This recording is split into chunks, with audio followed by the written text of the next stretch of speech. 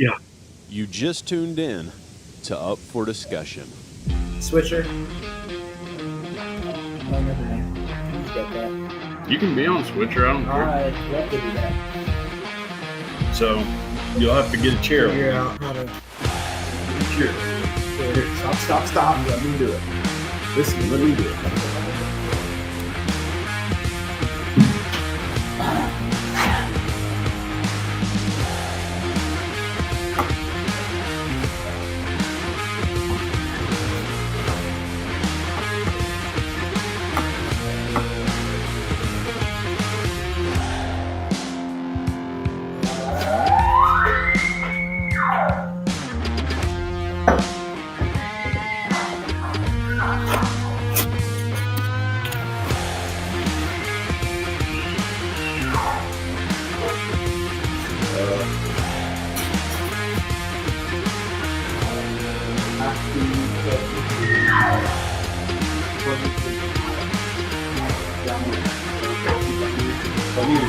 Hurry, because we're already counting down.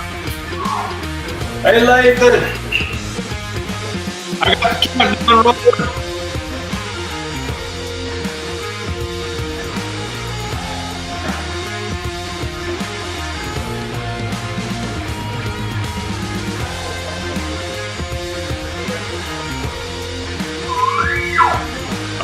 I've got it rolling, so. Rolling. No, try and go right there. Pull that chair right to there. So, if possible.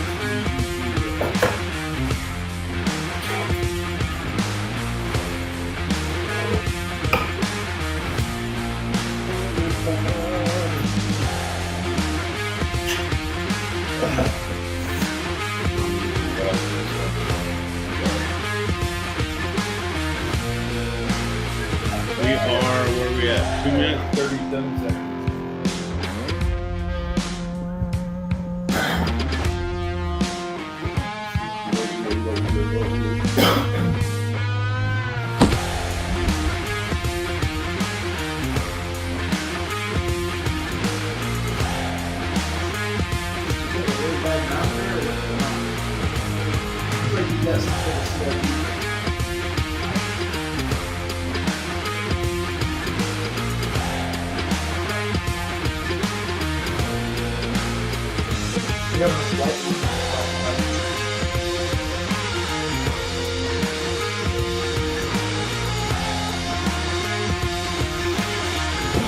Gotta do something with you because that's not what up. So can you push everything up 20 times? Not yet. So you push it up that line and then hit record. And you only need to do 1, 2, and 3. No, only turn up 1, 2, and 3. 4 you don't need to do. No, not 4.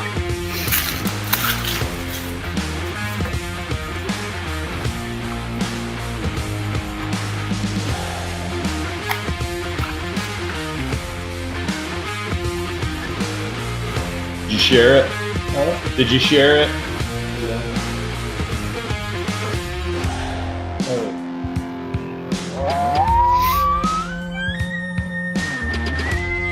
Sweet smell of mountain air. That's what I called it.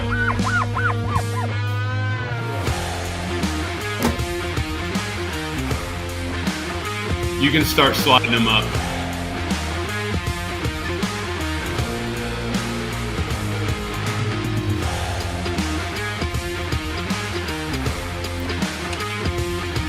If you're not watching, you should be.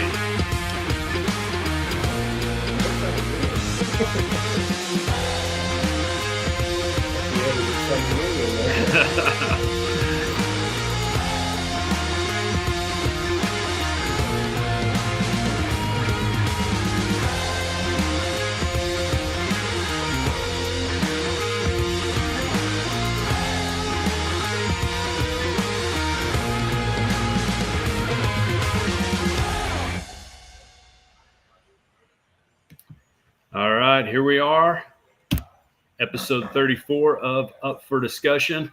This evening, we're pretty jacked because we've got about 12 hours before we are getting in a vehicle and heading to the mountains. And there's something that happens inside of us that just gets excited when that's the case. Right now, we are on the edge of glory. Yeah, we are. Oh man, I don't know. It's really probably the closest thing I experienced to when I was James's age.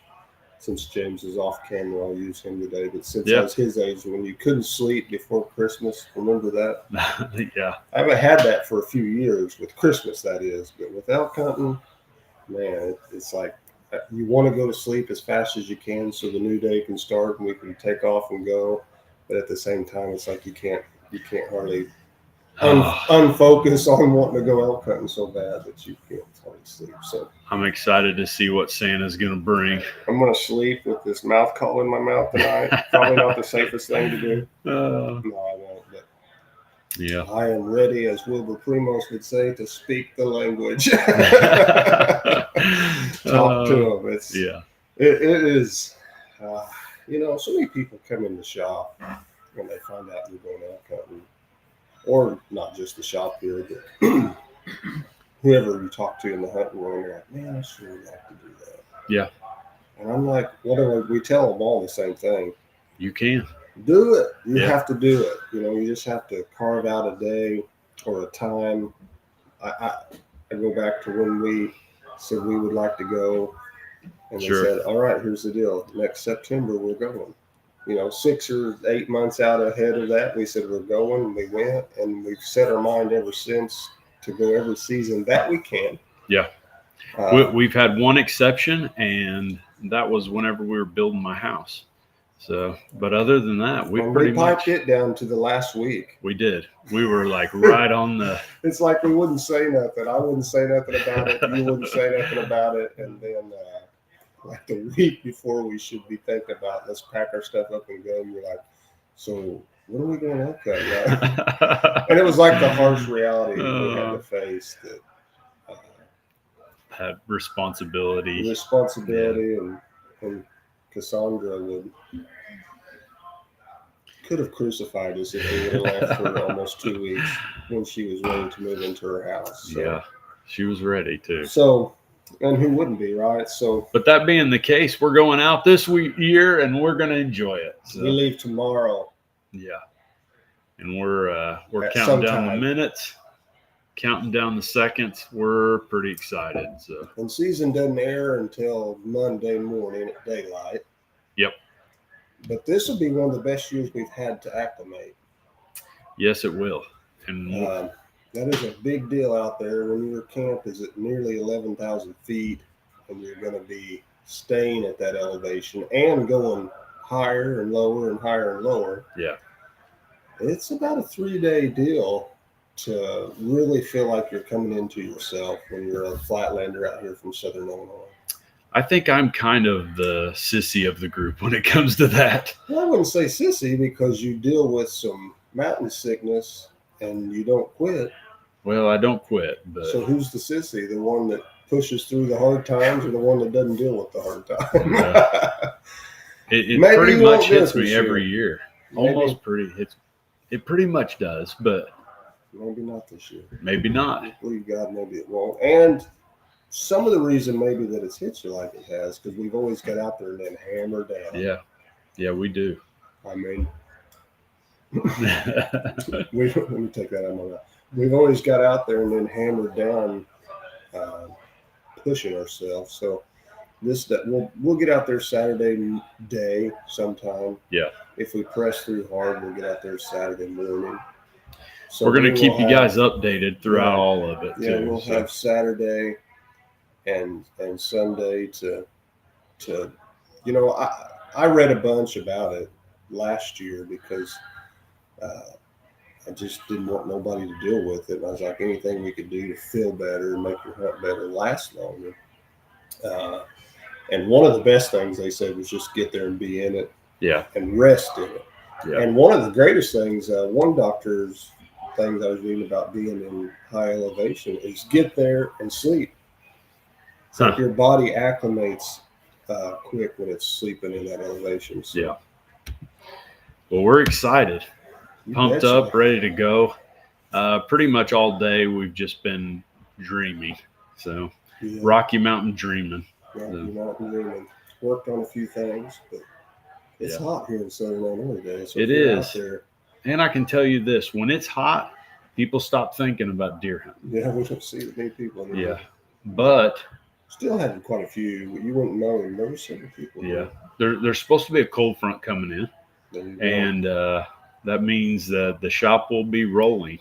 And while we're gone, we want to make sure that everybody knows that the shop is still going to be open. Hammer down. Yeah. We've got some extremely qualified individuals that will be in here working on bows, installing strings, doing the work that needs to be done. And so don't be worried about that. Come on in and you'll be taken care of here at Ultra Products. Could be a skosh slower, because I mean, there's not 2 or 3 people working on equipment. Yeah. But all that really means is you may have to sign a card, put your number on it, and leave it for a day or so, and they'll get you caught up in there somewhere. But if you're doing strings, you got to wait a few days. As it is, really, the work itself is usually not what holds things up. It's the ordering process. And, Stuff. Yeah. So make sure you guys get in here and get your stuff taken care of. We have been shooting and prepping all of our gear because, we honestly never quit this summer. No, I've shot my bow with bones. It feels like I'm a kid again. That's how I used to do. Yeah. And then I went through several years there where, you had 3 or 4 months there in the summer where you didn't touch your stuff much or you didn't shoot. But man, this year pounded in some shots. I think the tournament stuff helped us on that. Being all the time thinking about it. Keeps you tuned up. Yeah, working on the path to the podium, trying all that. That helped. And then we really just transitioned right into elk hunting and gearing our minds for that. So I feel like I'm doing well in regards to form and muscle memory and stuff like that. But there's a few things that I still need to tweak before we leave out. We got a few hours. I know. And that being said, I mean, I could go out right now and shoot an elk and feel fine. Right. But there's a few things that. Just wanted to go through the chart. Sure. Yep. And That's double right. check. Yeah. I know that, and I don't even have a tag at the moment. They've got lottery tags. If we get a couple bulls down, we're going to run and buy an over-the-counter tag and go to an over-the-counter unit down the road. Yeah. But I prepared like I've got a tag in my pocket. So, I told you this morning I went out when I got here. I was like, I'm just going to go through the checklist again, check a broadhead, check my arrows, shot my bow. I shoot a single pin, which is adjustable, but I also like to really embed in my memory. Shot my 20-yard pin out to 50. Yeah. So I shot it at 30, 40, and 50. So I just have when things happen fast and maybe I don't have the time to adjust that, which has only happened, I think, once in like 15 years to me. But that don't mean it couldn't happen, when you're out there. So I just kind of put it in my mind, my holdover, from 30 to 40 is simple. Now the 50 one is a little bit tough, and, you may have to let that one go. I don't know, but I feel good. All my yardages, dangerous out to almost 70. Yeah. Dangerous. So if you guys are watching online, I know that Jay Wallace has commented, Paul has commented. If you guys have any interest in going out there, we'll kind of lay out real quick what not only what we do in regards to preparation, but also what we're shooting this year. And our setups. We're probably going to keep this podcast fairly short this evening, just because there's a lot of packing that needs to happen, Yay! That's right. A lot of things that are have to happen in order for us to be out of here when we want to be out of here. So, Right on. but that being the case, if a guy wants to apply for Colorado, do you want to talk about that? Well, it all changes after this year It does, to some degree. but I don't our know. process that we've been doing will be the same. Yeah. So I like what we've done the last 2 years. Yeah, We've basically had like an applying for our tag gathering party or whatever. yeah, You know, it's like the group that say you got 4 or 5 or 3 or 2 or 3 guys that want to go. Elk hunting is a buddy hunting system. it is. I mean, I don't mean you can't. Now do it we on your own. aren't applying as a group, though. No. We did call the DNR there in Colorado, and they said there's not really a major advantage to doing that. Right. When I say that, I mean, you know, obviously you're in the mountains. It's awesome to have 2 or 3 hunting buddies. Sure. And it's easier to call elk if you have a guy that can back off and try to pull through you. That's another discussion. But we basically had an applying party where we all met here because it's a process. It is. It's a process to go through. And if you got somebody that's very tech savvy and one of your guys like me, so we're both sitting here, you're way more tech savvy on that stuff than I am.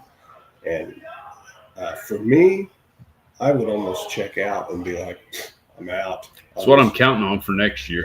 You know what I mean? I'm out.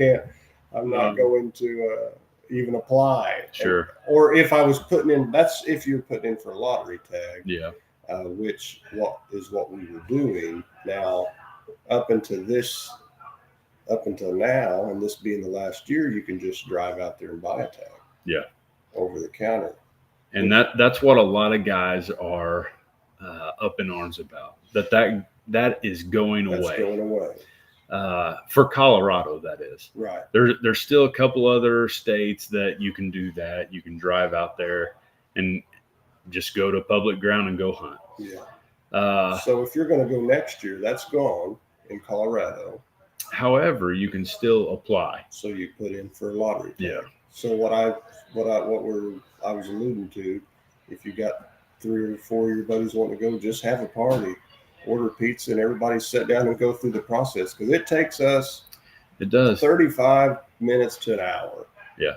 To get through it on our phones. Now, somebody that can roll quick and knows this. I noticed this year it was faster. Yeah, it was. But last year I was like, I'm about ready to pull my ears off, you know. But by the time we got, I'm about ready to pull Josh Eblin's ears off. We've not seen that rascal for several days, and I seen him last night. Well, good for you. Anyway, the what is that? I think James is kicking a mic over there or something. Quit messing with the mic. But so that's all going away next year. You'll have to, in Colorado, you have to put in for a lottery tag. So it's good to do it with a bunch of guys. Put in. It can get confusing because there's points, no points, and to some degree, we don't probably fully know yet what Colorado, how that's all going to shake down. Yeah. You know. So. You know, I don't know what that means. All those over-the-counter units, are they going to be? They'll be lottery units. They will, and I would say there will be several that will still be no preference points required. But it's just the lottery process that will weed out so many people. Right. So, what did Jay say? He said, "Most old guys live through you young guys." Jay, we're glad that you can live vicariously through us. Yeah. So I just almost beg to differ, Jay. I bet you could do more than you think. Yeah. Jay's a tough old fella. I can tell he's a salty dog. Yeah, that's right. But anyway, but this year you can go out there. You can drive out there tomorrow and walk in Walmart or Bass Pro or any place that sells a tag, and you can buy a tag tomorrow. It'll be over the counter or OTC, Yep. And then you look at the Colorado map and all the over-the-counter units, you can hunt them. So The only OTC that James is getting this year is Prilosec. If the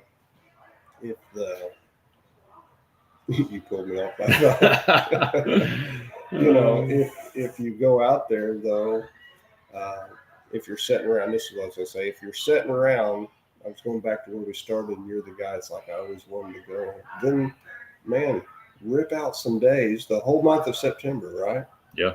Starting Monday morning, go out there and hunt an elk, walk around, because we totally just started going and just started beating feet on the ground.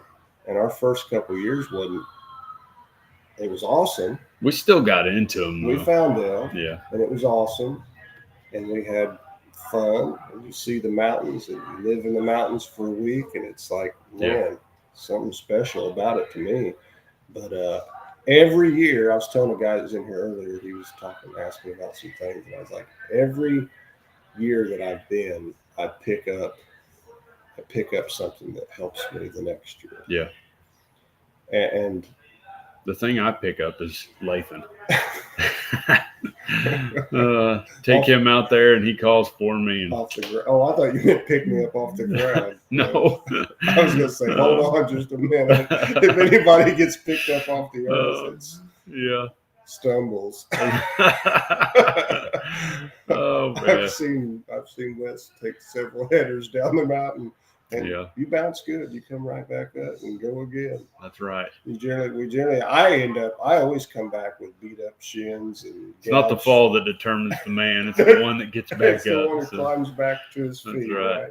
But anyhow, go out there and have a marvelous time. That's what we're gonna have. That's what we're gonna do. I so look forward to it. Here's another thing for Jay. We in no way, the way that we do it is not the way it has to be done. Like there's all sorts of guys who go out there, they go out on horseback. There's guides that will take you out and they'll get you on an elk and they'll get you as close as they can on horseback and they'll provide you a way to kill. Yeah. The way that we're doing it, we're just self-hunting. We're just hammering down. And we're gritting it out and, it works out for us sometimes and then other times it probably doesn't. But in no way would we ever discourage a guy from going that route. It just so happened that we've had a couple experiences with guides that didn't work out for us. And because of that, we were like, let's do it on our own. Yeah, and that goes back to what I was saying. That's how you figure things out. I'll never forget when we were talking to a bull and we were trying to decide what to do, and then we stood there for about 6 or 7 minutes and we made our decision, and I didn't call. And I was like, I'll just go up here and we're going to wait this one out for a while. And I took one step and we spooked him. Yeah. Well, that 6 or 7 minutes that we sat there and talked, he was coming in. Yeah. And he just hadn't said nothing, but he was coming. And I took a mental note. I was like, I will never move again. When I'm in that situation of talking to a bull, and we were in the wheelhouse. Was that the one when it was rainy? The one last year? No. A couple years ago. Okay. We end up calling him in when we went around. Oh yes, yeah.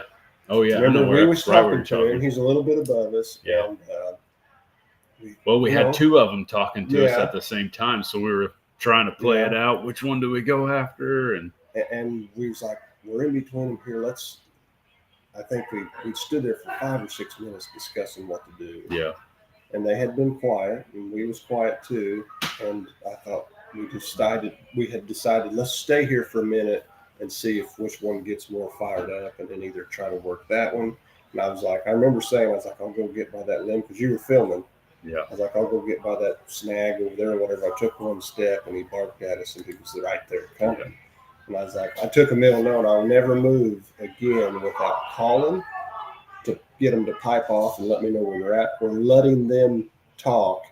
That way I can know exactly where they're at. Locate them. Yeah, they have to know where. So I was like, and this year on the bull I killed, I never made a move until like when I was in that, now when they're half a mile away, that's Sure, good. I'm yeah. talking when I'm in that, I'm getting in that 200-yard circle. I was like, I'm not moving. Now, when he bugled, and I knew right, okay, he's still right there. And now I'm going to move and get closer. And then if he's going to stay hush hush for a long time, I'm not moving, or I'm going to bugle to try to get him to pipe off. Sure. You know, and then I'll know he's either still in that hole where he was, or he's about to come over the top of this. You know, Yeah. So I remember I learned that 2 years ago, or was it 2, 3? Good lessons to learn, man. Yeah, Good and lessons to then learn. last year what I learned was we didn't cover enough. We don't talk enough. We didn't cover enough ground. Yeah. We walked a 2-mile circle or 3.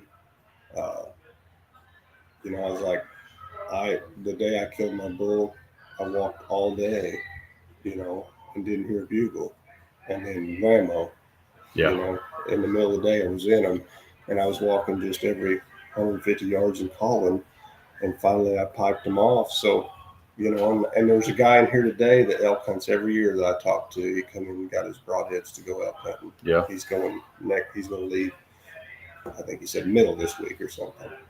He said the same thing. He said, I learned that you walk and call all day and don't let anybody talk you out of it. He said, don't just hunt the morning, walk and call all day. And he said the exact same thing. He said, you'll get tired of hearing yourself bugle. He said, about the time you're as tired as you could ever hear, it's like this, I'm going to blow this thing again. He said, when I want to answer you and you're in the game. Yeah. And we've talked to a lot of guys who will walk in and they'll walk a couple miles, they'll sit down, and they'll call for a couple hours. Yeah, thinking that's how you do it. I guess I shouldn't say that wouldn't work. Yeah, but it's. But you can't approach it like it's a totally different style of hunting. You can't approach it like we whitetail hunt, because it's just hard to explain to people. It's not the same. So now you can approach it that way if you're over a wallow. Yeah, you want to get the that's wind different. right. Yeah. You want you know, you got to get the wind right all the time anyway. As soon as a bull bugles, even when he's not bugling and you're calling, every once in a while I'm checking the wind, because I was like, if he does bugle that way, I know that I've got to do something quick to get out of this place that I'm in. But yeah, if you was hunting over a wall, you could throw a stand up, you could get on the, you could get on that downwind side of it and hunker into some brush and sit and watch a wall if it's hot, or if you find a wall that stinks and it's got muddy, trashy water in it, you can tell they've been in it. That's an option, and that's definitely an option if somebody's knees are bugging them, or they're just shot after 4 days, and they're like, and you hit a wall. That's why you pin that stuff. Yeah. If you're out walking and you come past a wall that stinks, and when I say stinks, I think it smells great, but it smells like cows. Yeah, it really does. But you smell that real strong, that barnyard cattle smell, and the old wallow is muddy. You can tell they've been in it recently. That's not a bad option. It smells fantastic. Yeah. Yeah. So tomorrow, I'm excited. I'm ready to go. I'm going to go home. I haven't really packed everything. I got everything laid out, and I've been going through my head all day of anything that I might. And if I thought of anything, I've got a little pile of smalls over there piled on. I saw your pile. I just keep adding to it some things through the day. I was like, oh, I need that charger thing, so I charged it and put it in that stuff. I was like, oh, I'm going to take those, and I'm going to take this, and I found my little knife sharpener, because last year I got in there and I was cleaning elk, and I forgot a knife sharpener, and you realize halfway through taping that's a good story to tell too. Tell that to him. What's that? About how you were skinning out your elk and your knife gave out on you. My big buck knife, I had it on me, razor sharp, sharpened all the time, had it razor sharp, and I field dressed that elk because I had to leave him because I was by myself. Yeah. It was getting close to dark, so I field dressed him, got the guts out of him, and propped him open. I thought, I'm going to take anything I could take with me that evening. I wanted to take, and I didn't have my huge pack. Lesson learned. I'm not doing that no more. I'm having a pack on my back that can carry me. I will have that this year. Every trip out, I will have a pack that can carry me. I just had a little bitty thing that you couldn't strap meat to it. So I thought, but I can throw the antlers over and head over my shoulders. So There are a lot of lessons that There's we've learned. lessons to learn. There's for sure lessons learned. So I went on a day walk, ended up killing an elk 4.5, 5 miles back there, and I can't pack no meat. I'm like, are you kidding me? I was by myself. I could at least brought a quarter out or something. Yeah. But anyhow, I thought I can get the head out, so I caped the head out, and by the time I had field dressed that thing, and then I find out the leather, the hide on the back of their neck is a 1/2 inch thick. Yeah. And I was like, by the time I got his head halfway caped to bring his head and antlers out, wonderful good knife. Love that knife, but it was like, I'm out. And I was like, man, I did not bring a knife sharpener, but I just so happened to have my little QAD. Yeah. Shout Shout out to QAD. Yeah, they put that little SOG knife in a lot of their stuff when they sell it, little bitty old knife. And I was like, man, I got that knife because I had him down to the eyeballs. Yeah. You know how you go backwards down. I went around the mouth, and then I'm getting down to the eyeballs to take that skull out of that cape. And I bet there's been a lot of people saved by the old QAD. The little knife. QAD knife. I got it out, and that little fella was still razor sharp, and it took me the rest of the way. And I come out and I folded everything up and propped that bull open to get some air, and I headed out there and got to the road probably 20 minutes after dark. It was awesome It because was awesome. he was coming up out of the belly of the beast, is what I'd call it. He was literally crawling up out of onto the road as I was pulling right up. In your pickup, Yeah. and your headlights hit me, and I was like, I thought to myself, because I knew you went up to the end of the road to hunt, and we're trying to find the elk, so we separated. That's one time in my life I'm sad I didn't have a camera. Oh man, we should know better than that. I mean, I'm pulling up. He's crawling up out of what looks like a 60-foot ledge on the side. Yeah. He crawls up out of it, and he's like, yeah. I had a big set of antlers. Yeah, he did. Over my shoulders. And I jumped out, and we did the We did excited like a dance. jump up and down circle dance in the road. You come running at me like, I can't remember. You came running at me in the headlights going, you come on, you go. I was like, and of course I'm acting like I'm some real stud, I was like, I'm sure I got one. I danced and jumped with you. But when I came out fast and furious because I was like, I want to get at least 3/4 of the way out of here before it gets dark. So I picked actually a little longer route. Yeah. But I looked at my 2 and 3D on my map, and I was like, if I go up this, there's less elevation most of the way. I can stay like in a ravine and really hot foot it, and then turn and go left up this, what you're calling the belly of that beast. And I remember when I was coming up out of there, I'd go 15 yards and stop, because an elk antler and heads, I probably, you're looking at 30 pounds on your shoulders, and I had my bow and my backpack. Dude, I don't know if that touches it. Maybe more when it's green, and and anyhow, I remember here's a lesson learned when I was coming out. What helped me get, because there's a form of mind over matter. Your body starts screaming, and you got to tell your head's got to tell your body to keep going. I started singing, and I just made up a song about the mountain man and the elk, and I was just singing, walking. And if anybody was in the brush somewhere down in that hole listening, I was like, man, there's some Fruit Loop coming up out of here. And I'd keep adding to it, then I'd sing it again, and I'd keep adding to it. And by the time I got to the road, I was like, well, not a bad song. But as I was doing that, it's funny, but as I was doing that, it helped me quit thinking about my legs. Yeah. Because I was just like getting quivery, coming out of there. So I was looking the other day, and this really, I don't know if anybody would care at all about this, but there's several hormones, or so like there's dopamine, and I don't know if hormone's the right term or not. Secretions? Sure. No. So there's dopamine, and dopamine is released whenever you do like a task or you achieve something. Right. Like, so there's dopamine that's released, and just it gives you a feeling of like, oh, I did it. Right. That's why they call dope. Sure. Yeah. And then there's serotonin, and serotonin is released whenever you're in the wild in the sun, like when you're outdoors, serotonin's released. Really? Yeah.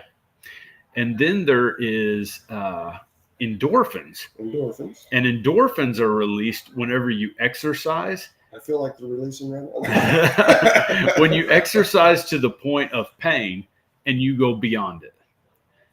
And lots of endorphins getting ready to show up this week. well, here's my thought. The mountains bring out so much of that. All three of them. Yes.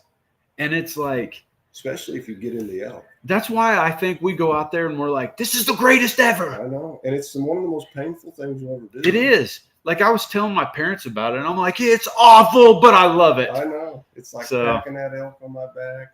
I was like, my body was like, I don't know if I can come out of this hole. Yeah. I was like, I'm gonna have to sit down and like sit here till 10 o'clock and regain everything. And I remember stopping at the bottom when I was getting ready to head up out of there.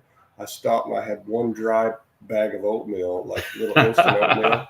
And I was like, okay, this is what I'll do. I'll eat this oatmeal dry and drink some water and, get some, a shot in the arm. The things that we eat on these trips. I was just dried oatmeal out of the bag, and I just couldn't even get it.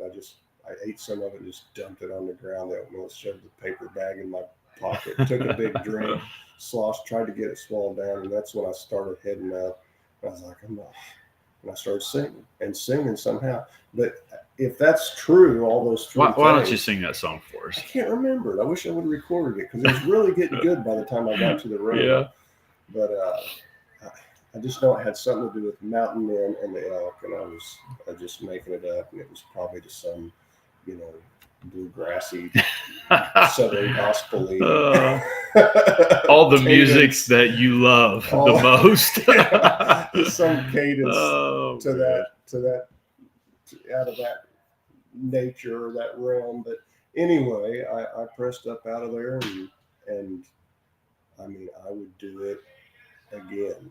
When you get back to camp, you're like, oh, praise the Lord, I don't know if I could ever do that again. But then the next morning, you're like, I'd do it again. Name something else in your life that is like, you're like, man, that was terrible, and I loved it. There's not a lot that are like, there's things that have been terrible, and I'm glad I got through it. Yeah, but how many things do you think that was terrible and I loved it? There's times when I played football in high school. Yeah, I thought that was awful, but I love it. Yeah. To get to go out on Friday night and just And blister somebody on the, most of those run a ball things, back 80 yards. Most of those things would be released during that too. Sure, I'd say, because I still have dreams about running football. I don't know. Once I'll just have a dream in the night and I'm running. I got a football under my arm and just bouncing off of people, running, dragging people down the field. But that would be maybe the only thing that I have dreams where I get chased by snakes. Do you? It's terrible. Oh man. Yeah, I got bit in the face the other day. Yeah. Oh man. Do you have the dream where you show up at school with no pants on? I do. Why does everybody? Have you had that dream yet, James? You haven't? Oh, yeah, yes, yeah. Why does everybody have that dream that you show up at school without your clothes and no pants on? And it's like you can't find pants. It's like, and then you get to the point where you're like, who cares? I'm just always at school and I'm like, why don't I have pants on? Why did I make it to this point without pants? I don't know. I don't have. Go ahead.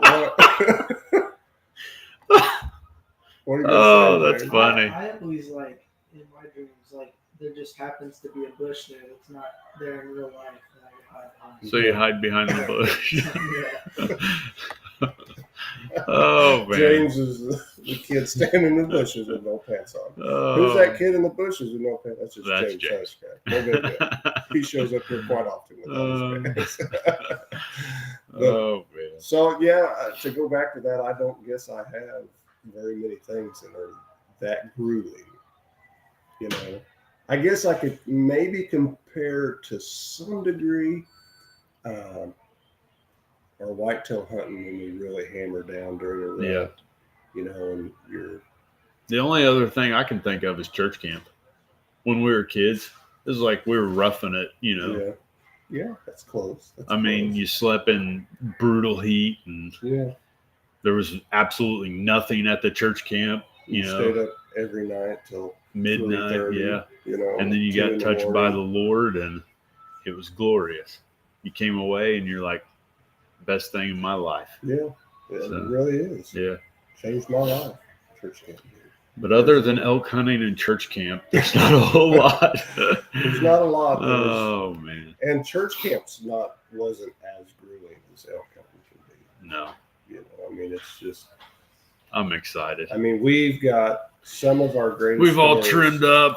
some of our greatest. Bye. some of our greatest stories. Some of them, not all of them, but we've got several pretty good ones that have to do with elk hunting. That's right. The dastardly decision Oh, at 45 minutes before dark to climb the biggest mountain off of Seed House Road. yeah, I'll never forget that one.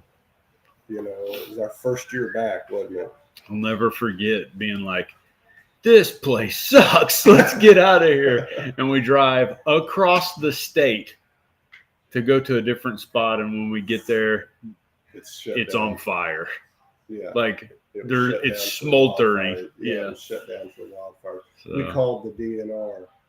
And it's like, is there any way we see a place that maybe it's not burning? Can we go try that? And they're like, no, that whole part of the park is closed to. don't even think about it. Stay off of it. Yeah. And I remember we were so exhausted. We were on the back side of that park. There was like ranches around. Yeah. Gravel road. We just pulled over, and I mean, I went out.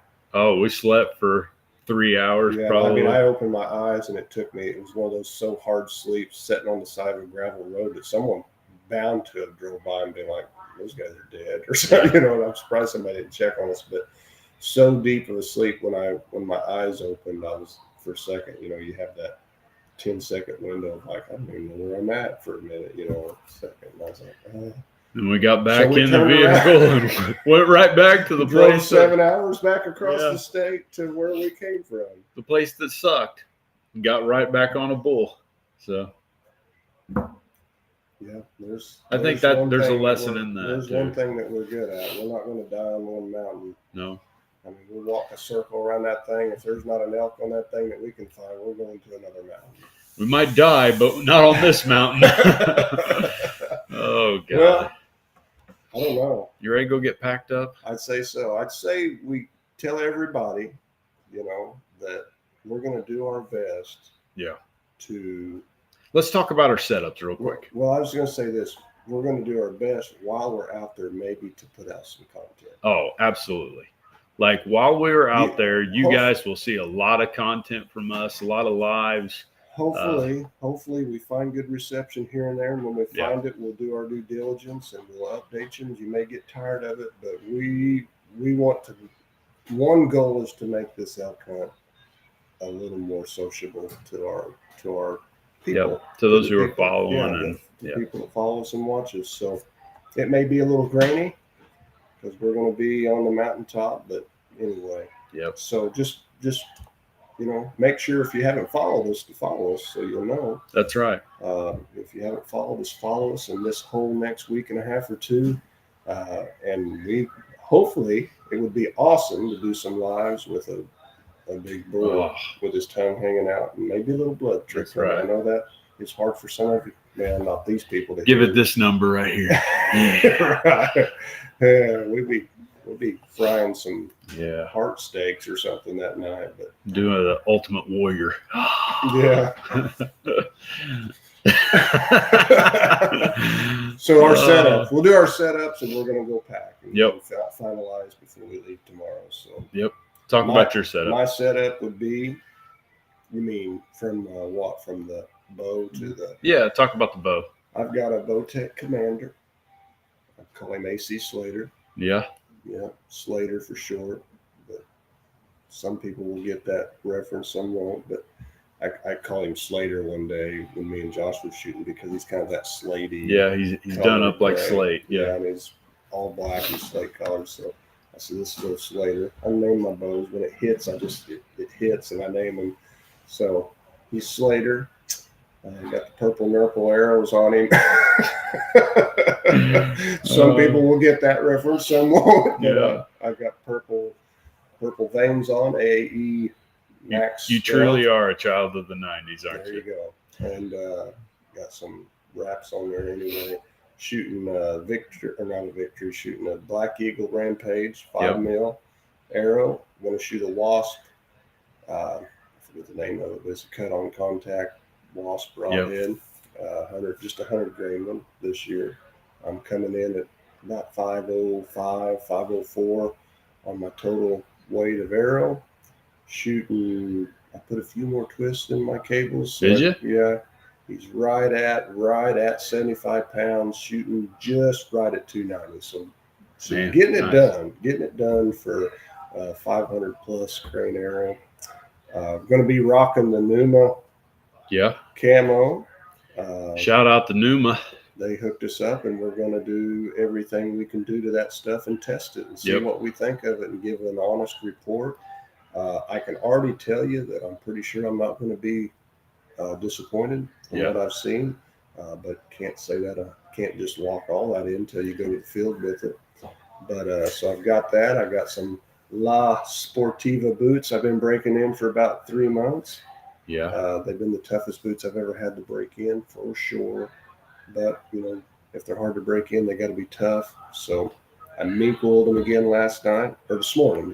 Got up early, put them in the oven, baked them at about 175 for about 10 minutes in the oven. The best boots need baked at 175. And got them good and warm. And then that old mink oil just melts like butter into them to get them good and even that much more waterproof than they already are. And then, after that, I'm a fan of the boring race calls. I'll be running this too. Yep. Have for the last 2 years. I've got their diaphragm calls. I pretty much myself am just strictly a mouth call guy. I'm not against hand calls, but I just like them. The convenience of it's Yeah. nice. I'll wear a sore spot generally or a raw spot in my mouth by the time we're done out this next couple weeks. I wear it on my toes and on my heels. On your heels. Yeah. But so we'll be rocking boring race calls, or I will, and Numa camouflage. They sent us merino wool. This is my first experience with merino wool, so I'm excited to see why I hear great things about it.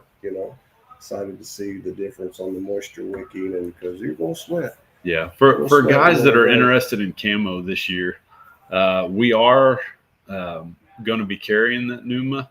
But here's the thing: we're going to be honest with you guys about where we stand with. Yeah, we have to be. I think it's a really nice clothing in regards to it came in, it looks good, it fits good, but we're going to put it through the ringer. I'm wearing the Clay solid pants right now. The Yep. Numa pants.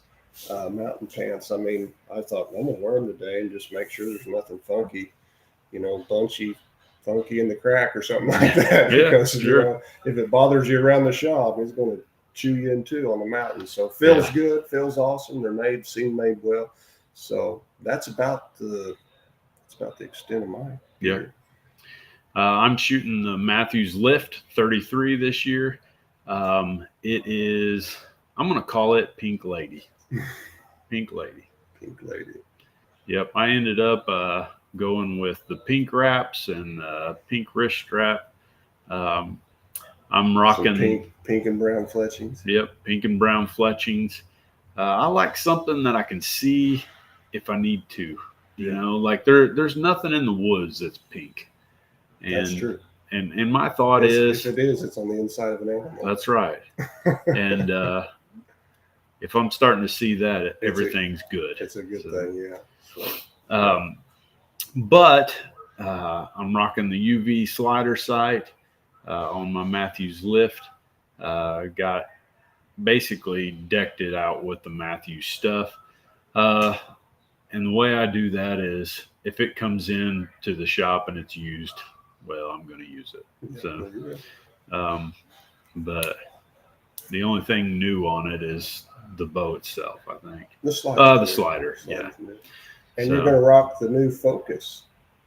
I am. The Black I'm Eagle shooting the Focus Black arrow? Eagle Focus arrows. They are a nice arrow. They are tough looking, and they've upgraded some things on that arrow, so that's Yep. cool. They're spinal line. index, They're 1,000th arrows, and 4 mils. yep, 4 mils. Nice. So Got the Halo Knox on them. yep, and If you haven't seen the Halo Knox, man, it's changed your life. Come in and check those out. those Halo Knox we're going to sell a lot of those this year. Yeah, everybody that sees the function of them is like, "Yep, I'll take those," Yeah. because they're so cool to turn off and how they work. So, anything else? You'll be rocking. We're all going to be rocking the new Macamo. Yeah, yep. And they sent us a rain suit, which I think there's a chance we'll need up there in the mountains. Better roll that up and put it in your bag every yeah. day. So Could get you out of jail. we're going to be eating a lot of the Peak Refuel stuff. I found my spoon today. Yep. My Peak spoon that came with it last year. I happened to find one in my pack still, Yeah. so I was like, "Sweet, even Steven." Even Steven. Yeah. Oh. That's an inside joke. for Yeah. us, but it's how we lose things and it ends up coming back to We never lose things. Yeah, always It's the ends up- funniest us. thing. Yeah. It might be a year later we're walking to one of our deer stands. There it is. Pick it Yeah. up. Even Steven. Oh man. The old crow's foot. Yeah. Even Steven. So Josh will be rocking with Lift 33 and Adam will Lift 33. Yeah. All right. Yeah. So the only Bowtech going, and he don't even have a tag, but if you guys hurry up and smack your bullets, we'll get the Bowtech in the game too. Well, if not, we'll call Matthews and see if they'll sponsor our video that we're going to put out. So Yeah, there you go. that's another thing on the back end of it. We're going to edit some stuff. Assuming that we get something on the ground, we'll put together an episode. That way you guys can watch it. That'll probably be released right after we, right after we do our podcast pertaining to all of it. So Yeah, the follow up. yeah, So check in all you can this week and the next week. yep, Or these weeks coming here, these next week and a half or so. Hopefully there'll be a bunch of lives out there and we can keep you updated on what's happening. And hopefully, like I said, maybe you'll get to see some antlers or some nice elk mane. that's right. They got the cool. The old cool. elk mane. They're so cool, man. They got a mane. What is it Joe Rogan sells? Elk blood. Elk blood. It's like a energy type Yeah. stuff. Yeah. Well, the only other thing that I would want to mention is at the end of September, we're planning a big shoot here at Ultra Products, 3D. 3D shoot. That will be on September 30th, I believe is the date. Let me pull it up here. Yep. 20 targets. 20 targets, not the 30th. It will be September 28th. 28. September 28th, we will be doing a shoot here at Ultra Products. There will be prizes for winners, and there will also be prizes for just those who come and shoot that are drawn. Their name is drawn. So we're going to let Josh Eblin kind of be the driving force in it. He is excited and pumped up about it, excited to get guys in here. And me and Lathan will probably be in the shop trying to equip guys for deer season because It's go time right there. it is go time. Go time. We'll only be a few days out from deer season, so we'll be making sure that guys are taken care of. And periodically, we'll pop out and give you guys a shout out. So Shut up. that's right. But for this evening, we're going to call it quits because we've got a lot of packing to do. And we've already done 54 minutes, and we had no intention of doing that. So it's just how much we love you guys. That's right. That's how much we love you. So, We love you. We really do. what was that? What was that accent? We love you. Love you. We love you so much. All right, Sounds like it ought to be guys. something, though.